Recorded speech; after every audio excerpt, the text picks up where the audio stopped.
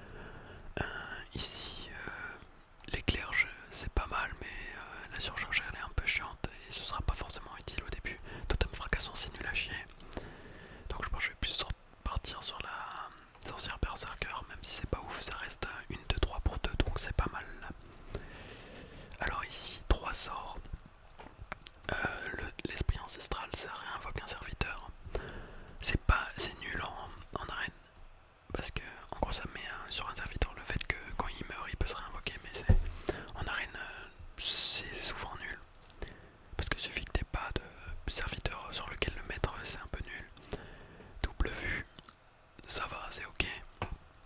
Et vague de marée, je trouve ça pas mal parce qu'en même temps ça inflige des points de vie et en même temps ça te rend des PV, donc ça te soigne. Je vais prendre vague de marée. Alors ici, là 4 bonnes cartes. Maléfice, ça transforme un serviteur en grenouille fongimancien. C'est très fort parce que ça booste les deux serviteurs à côté de toi. Et ça, c'est une nouvelle carte, je crois. Ça fait un AOE. Donc AOE, ça veut dire attaquer tous les serviteurs en même temps. Et donc ça inflige un point de dégâts à tous les serviteurs adverses. Et en arène, vu que les gens choisissent pas forcément leur deck, les AOE, c'est très très fort. Et même de manière générale. Du coup, qu'est-ce que je vais choisir? Là, ça dépend plus de la manière dont je veux voir les choses. Et après, il faut faire attention au choix des cartes en fonction des coups de mana, parce que si on a trop de grosses cartes, on va pas pouvoir les jouer, et donc ça va être chiant. Si on a trop de petites cartes, on va vite être à court de cartes, vu qu'on pioche qu'une fois par tour. Donc il faut bien choisir. Maléfice, je pense que non. Là, c'est plutôt en fonction du feeling, parce que j'ai l'impression que c'est trois cartes qui se valent à peu près, parce qu'elles sont vraiment très fortes. Je pense que le mieux c'est peut-être Fongimancien parce que comme je disais, le chaman a souvent des petites cartes et avec les totems et tout c'est bien. Je pense que je vais prendre ça et si possible je prendrai le petit tourbillon une autre fois. Alors ici 3 cartes. Provocation, ça veut dire que quand le serviteur adverse attaque, veut essayer d'attaquer ton héros, il doit d'abord détruire ce serviteur avant de pouvoir attaquer ton héros. Et bouclier divin, ça veut dire que la première attaque qu'il subit, il ne prend pas de dégâts. Gèle un serviteur, ça veut dire qu'il peut pas attaquer pendant le tour prochain. Et réincarnation, c'est une nouvelle mécanique aussi qui fait que quand le serviteur meurt, il est réinvoqué avec un PV, donc c'est marqué de toute façon. Et Râle d'Agonie, pareil, c'est... non, Râle d'Agonie, c'est que quand il meurt, l'effet s'active. Donc ici c'est rendre 3 points de vie à un héros. À votre héros. Du coup ici, éclat de glaciaire j'aime beaucoup parce que en arène c'est souvent très bien pour la tempo et pour même si on n'a rien en T1, donc en tour 1 ça peut être pas mal aussi. Défenseur de cartes c'est pas mal aussi je trouve parce que rendre 6 points de vie déjà et le fait que c'est vraiment très tanky quoi. Et ça aussi pareil parce que 2-14 c'est très dur à passer. Après il y a certaines classes qui peuvent plus facilement les passer comme les prêtres. Où là c'est la catastrophe s'il me fait un sort sur ça. Parce qu'il peut facilement les détruire. Du coup j'aime bien celle-là. J'aime bien celle-là et celle-là j'ai du mal à l'apprécier. Même si en vrai je trouve que ça va, c'est pas non plus dégueulasse. Je pense que je vais prendre ça. Là on a une carte à 2 et 4, 5, 6. Le mieux souvent c'est que ça fasse une sorte de cloche comme ça. Après ça dépend de comment on veut jouer. Soit on peut aussi très bien partir sur une optique très très aggro. Donc ça veut dire aller directement foncer sur l'adversaire et prendre que des petites cartes pour que l'adversaire s'y attende pas et il se fasse submerger de créatures. Alors la passionné d'histoire c'est pas mal. Mais en arène ça va souvent... Enfin ce sera pas mal mais ce sera pas non plus exceptionnel. Mais ça reste une 3-4 pour 3 donc c'est vraiment bien. Grossilisque c'est vraiment trop fort. C'est une nouvelle carte qu'ils ont ajoutée. Donc Krieger c'est quand on l'invoque on fait l'effet. Donc inflige 5 points de dégâts c'est souvent très très puissant. Et surtout que ça reste une 5-6. 5-6 c'est souvent bien. Sinon on a le jouer avec une deuxième Fongimancien. Mais après c'est assez situationnel. Parce qu'il faut avoir des serviteurs adjacents pour les booster. Donc t'as pas forcément des serviteurs adjacents tout le temps. Donc je pense que je vais partir sur un Grossilisque. Alors, en vrai ça va là, c'est des cartes vraiment correctes que j'ai pour l'instant. Alors, pluie de crapaud, c'est vraiment bien, mais la surcharge elle est vraiment chiante parce que c'est 3 de surcharge. Donc ça veut dire que le prochain tour, t'auras 3 mana en moins. Et c'est vraiment chiant. Mais par contre ça invoque 3 crapauds de 4, donc pour tempo c'est vraiment bien aussi. Totem prime aileron, c'est à la fin de votre tour invoque un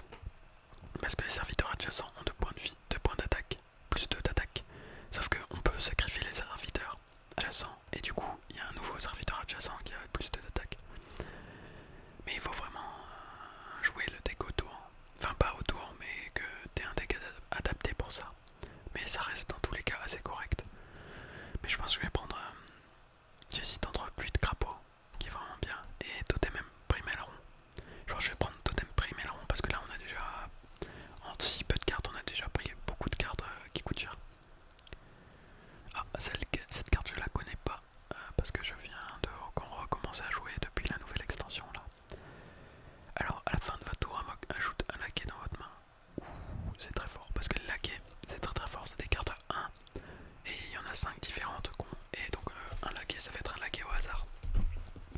Et chacun ont des effets très très forts. Donc c'était 1-1 pour 1, mais qui font des effets pas mal. Maléfice c'est toujours bien. Et passionné d'histoire comme j'ai dit tout à l'heure, en arène c'est pas ouf. Même si c'est une 3-4 en vrai ça reste toujours très ok. Du site, on a combien de tours 2? Tour 2 on en a 2 vraiment. 2 bons. Tour 4 on en a ça, ouais après on a tour 4, tour 5, tour 6, tour 8. J'hésite entre Maléfice. Je vais prendre un totem du mal parce que ça m'a l'air vraiment fort. Ah, loup alpha, ça c'est bien aussi. Serviteur adjacent plus 1 d'attaque, donc c'est pareil que tout à l'heure, que le totem de tout à l'heure, mais sauf que lui il a de l'attaque. Ça c'est pas mal aussi. Découverte, en gros ça te propose 3 cartes au hasard. Et tu choisis entre les 3 cartes que tu l'auras en main. Et ça c'est nul, enfin c'est ok mais c'est bof. Je préfère ces deux là déjà. Donc ça je joue loup alpha, soit scarabée doré. Je pense que je vais choisir un scarabée doré parce que pour l'instant j'ai pas de T4. Et ça te donne, ça te découvre une carte à 4 cristaux de mana. Donc je vais prendre scarabée doré. 4 cartes ok tiers. Donc camouflage ça fait que personne ne peut l'attaquer. Elle peut pas être ciblée en gros. Jusqu'à quelle attaque? Et brutalité, je l'ai déjà expliqué tout à l'heure. Réincarnation aussi. Donc ça en vrai c'est pas mal. Ça ok. Et ça c'est pas mal aussi, j'aime bien. Je pense que comme on a... Je pourrais prendre ça parce qu'on n'a pas de T4. Mais ça me tente vraiment bien aussi. J'hésite. Je pense que je vais choisir... ça peut être pas mal parce que ça te donne aussi des points d'armure si jamais. Ouais, je pense que je vais prendre ça quand même. Ça, c'est très fort. Donc en gros, ruée, ça te permet d'attaquer directement. Parce que, aussi, j'ai pas expliqué, mais les serviteurs ont un tour avant d'attaquer. Sauf que ça permet d'attaquer directement, mais que les serviteurs. Ruée. Donc je vais prendre ça parce que c'est très fort de pouvoir attaquer directement.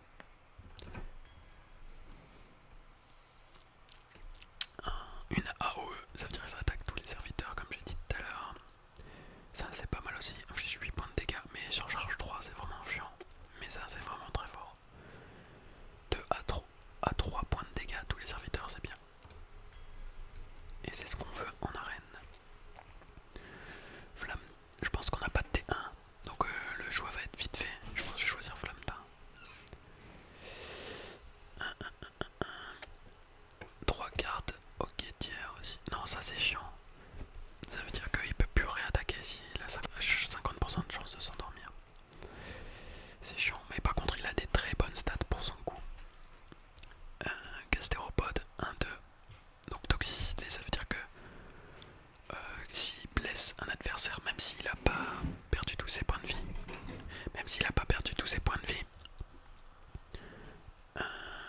il va détruire. En gros c'est du poison quoi. Et berserker du temple, c'est pas mal aussi. Parce que il sera forcément blessé. Parce que en réincarnation il est considéré comme blessé, donc il sera 3-1. Donc là j'hésite entre ces deux là. Gastéropode c'est bien parce que ça peut vraiment niquer des personnes. Mais berserker c'est pas mal aussi. Moi je pense que je vais prendre Gastéropode. Juste pour le fait que ça c'est vraiment très chiant. Tourbillon de sable. J'ai vraiment envie de le prendre. Mais Maléfice, je pense qu'il en faut au moins un dans un deck parce que c'est vraiment bien. En gros, là c'est un choix entre le fait de cibler une seule créature pour la détruire, donc la transformer en grenouille, ou attaquer de manière. Enfin, attaquer plusieurs serviteurs en même temps. Donc, sachant que j'ai déjà tempête de foudre, hein, j'ai quoi pour détruire un seul créature? J'ai ça. J'ai ça, en vrai qui est pas mal déjà. Et j'ai ça aussi, mais bon, ça va souvent être détruit vu qu'il y a ça que 2 points de vie. Je pense que je vais quand même prendre tourbillon, parce que c'est fort. Et pour la tester aussi. Une excuse pour une erreur. Alors,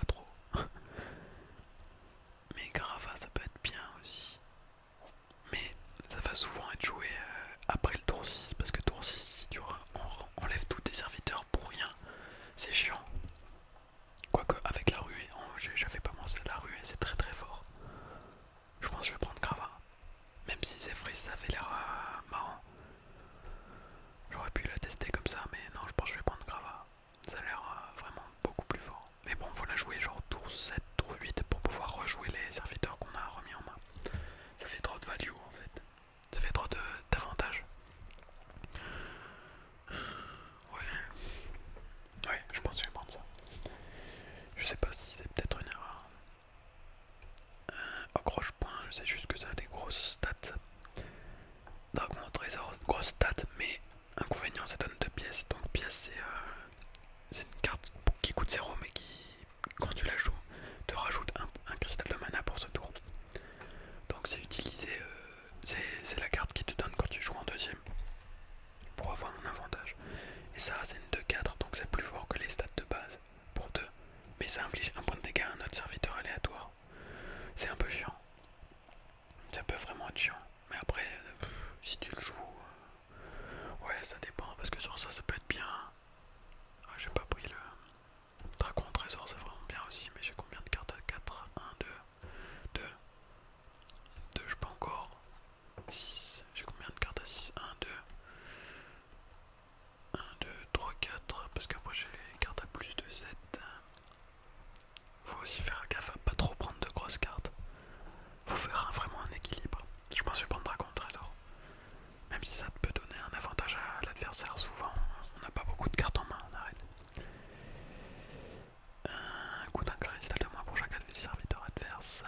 Découvre une bête. Donc c'est le petit texte qui est en bas. Il y a plein de cartes qui ont des petits textes en bas là, ça veut dire c'est leur statut en gros. Ça c'est pas mal. Ça c'est bien aussi. Invoque une 5-5. C'est toujours cool. Ça j'aime pas. Même si. Ouais, j'aime pas du tout. Ça ou ça. Ça c'est vraiment pour la value. Parce qu'après les stats elles sont pas ouf ouf. Ça c'est pour plus pour le. Pour avoir de l'impact. 5-5 c'est conséquent. Étant donné qu'on joue ça. Ouais non dans tous les cas les deux elles sont bien pour quand on joue ça. Mais c'est peut-être mieux ça. Après faut pas tout baser sur ça parce qu'on va pas souvent l'avoir je pense. Enfin pas souvent pouvoir la jouer aussi.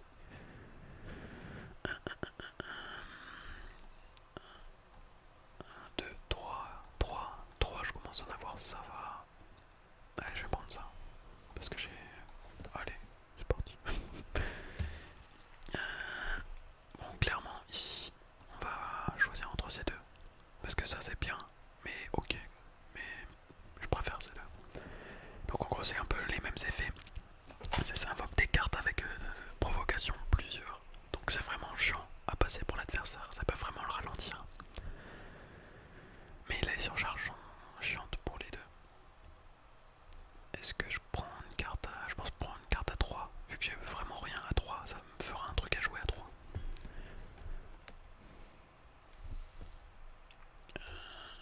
J'ai combien de cartes surcharge? Donc il gagne des points d'attaque en fonction des cartes surcharge 1 qu'on joue. 1, 2. Ben, j'en ai 2 je crois. Ouais j'en ai 2. Donc dans tous les cas ce sera pas fou. Mais une 1-3 c'est bien. Ça c'est une 2-3 c'est ok. L'effet il va souvent servir à rien. Inflige 5 points de dégâts c'est bien aussi. Je préfère peut-être ça pour avoir un troisième T1. Et si jamais ça peut être utile. Fury défense ça fait qu'on peut attaquer 2 fois au lieu d'une par tour. C'est souvent très situationnel. Faut vraiment avoir des cartes qui ont beaucoup de points d'attaque pour que ce soit rentable. Ou qui ont beaucoup de points de vie pour faire plusieurs trades. Donc ça veut dire tuer des serviteurs. Attends, il y a quel, ok. Charge, ça veut dire qu'on peut attaquer directement. Et contrairement à la ruée, on peut attaquer aussi l'adversaire. C'est pas mal ça. Enfin, c'est ok. Ça ne peut pas être la cible de sort ou de pouvoir héroïque. Ouais, enfin, c'est des cartes nulles dans tous les cas, les 3. Va falloir faire un choix. 1, 2, 3, 4, 5, 5. Ouais, ça. Ça, j'aime bien. Ça, c'est pas mal aussi. Et ça aussi. Mais on commence à avoir pas mal de cartes à 2. Je pense que le mieux, c'est de prendre une 3, une 4. La 2-5, elle est bien. Elle est vraiment chiante à passer.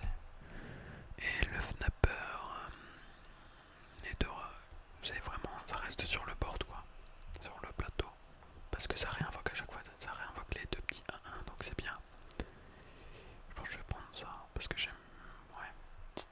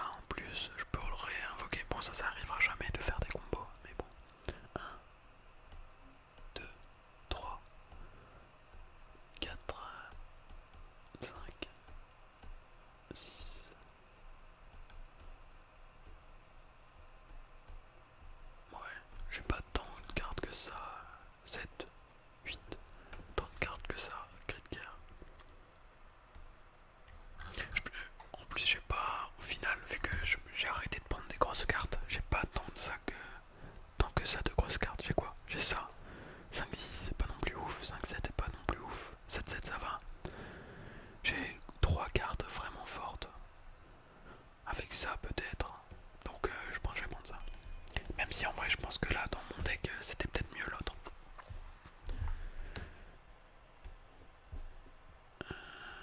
Ça c'est souvent nul comme j'ai dit, parce que le fait de renvoyer un serviteur combattant affranchi, ça j'aime pas, parce que c'est vraiment chiant en arène d'avoir des trucs 0-3, enfin d'avoir des trucs qui te gênent. Donc je vais prendre ça. Donne une carte de la pièce à votre adversaire. Ouais, ça vaut pas le coup pour un point d'attaque. Provocation de 6, c'est bien. Ça, faut avoir des cartes coûtant. Des sorts coûtant 5 ou plus. J'en ai pas, donc je vais prendre Stégosaure. Ajoute 2 scarabées 1-1 avec provocation dans votre main.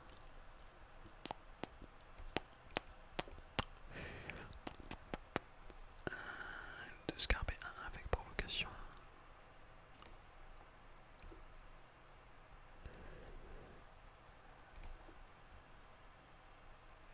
Votre héros ne peut pas être la cible de sort ou de pouvoir héroïque. Ça c'est bien en vrai parce que ça a des stats chiantes à passer. Ça c'est... Ouais, je sais pas trop quoi en penser de cette carte, c'est une nouvelle donc... J'aime pas trop, j'aime pas, en arène j'aime pas avoir beaucoup de cartes à 1, donc je pense que je vais plus prendre de cartes à 1. Je vais prendre ça je pense. Parce que c'est une valeur sûre. Transforme tous les serviteurs en murloc aléatoire. C'est quoi ce truc? J'avais jamais vu. Est-ce que j'ai vraiment des cartes avec des... Là ça peut être bien. Quand t'as des cartes avec des stats nuls à chier. Genre qui ont juste été invoqués pour leur effet. En vrai, j'ai quand même pas mal de totems, des trucs comme ça. Et des cartes à 2, des trucs comme ça, des petites cartes à 1. Ça pourrait être pas mal. Mais c'est vraiment... C'est super aléatoire parce que des murlocs, il y en a plein de types et ça peut être nul. Une sauterelle 1-1. Ça va. Ça c'est fort. Ça je pense que vu que j'ai pas beaucoup de cartes en plus assez hautes, je vais prendre ça. Parce que geler un serviteur c'est vraiment bien. Et ça fait encore un truc avec des grosses stats. Même si c'est pas non plus des stats de ouf là. Oh, 3 cartes que j'ai envie d'avoir. Donc c'est ma dernière carte là, j'en ai 29 sur 30. Faut bien choisir. Ça pourrait faire encore une synergie avec Grava. Évolution instable, c'est moi aussi très très fort parce qu'en gros, c'est une carte qu'on peut réutiliser à l'infini tant qu'on a le mana parce qu'elle se remet dans la main. Et enfin à l'infini pendant ce tour en tout cas, pendant le tour où tu le joues. Et ça transforme un serviteur en un coup supérieur, mais aléatoire, en un serviteur aléatoire. Donc tu peux tomber sur des trucs vraiment bien, comme très nul, c'est super aléatoire. Mais souvent tu peux tomber sur des trucs vraiment bien à certains moments qui te font gagner la partie. Vraiment. Mais ça en même temps, ça a l'air vraiment super OP en ce moment. Et je pense que c'est peut-être même mieux que Maléfice, alors que Maléfice c'est vraiment une carte sur OP normalement. Enfin qui est vraiment. Enfin qui est super utile. Donc je pense que je vais prendre ça. En plus ça fait encore une dernière carte pour ajouter des gros body.